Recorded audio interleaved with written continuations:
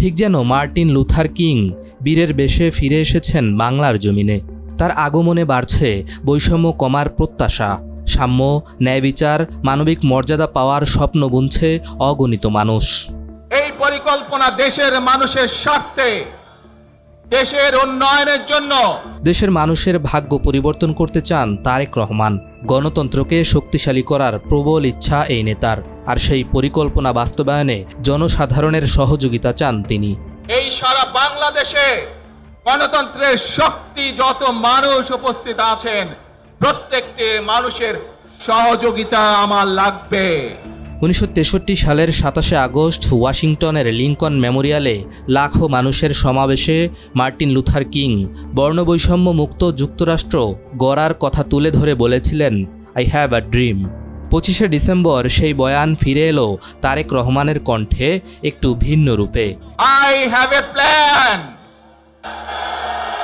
for the people of my country, for my country. Tarique Rahman শান্তি চান। তিনি চান দেশের প্রতিটি মানুষ সুখে থাকুক।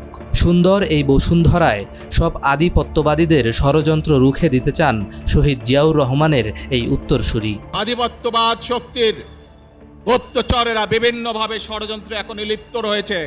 লন্ডন থেকে দীর্ঘ 17 বছর পর সপরিবারে মাতৃভূমিতে ফিরেছেন তারেক রহমান।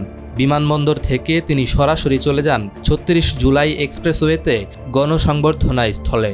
সেখানে মানুষকে মনের কথাগুলো খুলে বলেন প্রথিতযশা এই রাজনীতিক, কৃতজ্ঞতা প্রকাশ করেন উপস্থিত জনতার প্রতি।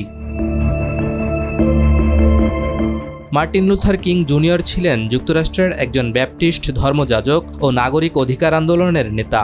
তিনি এমন এক যুক্তরাষ্ট্র চেয়েছিলেন যেখানে মানুষের পরিচয় নির্ধারিত হবে চরিত্র ও যোগ্যতার ভিত্তিতে, গায়ের রঙের ভিত্তিতে নয়। মার্টিন লুথার কিংয়ের এই প্রত্যাশা বিশ্বজুড়ে মুক্তিকামী মানুষের চেতনাকে নাড়া দেয় গভীরভাবে। 6 দশকেরও বেশি সময় পর ভিন্ন এক প্রেক্ষাপটে সেই কথা এদেশের মানুষকে স্মরণ করিয়ে দিলেন তারেক রহমান। জানালেন তার একটি পরিকল্পনা রয়েছে। বিএনপির ভারপ্রাপ্ত চেয়ারম্যানের এই বক্তব্য রাজনৈতিকভাবে একটি কর্মপরিকল্পনার ইঙ্গিত বহন করে।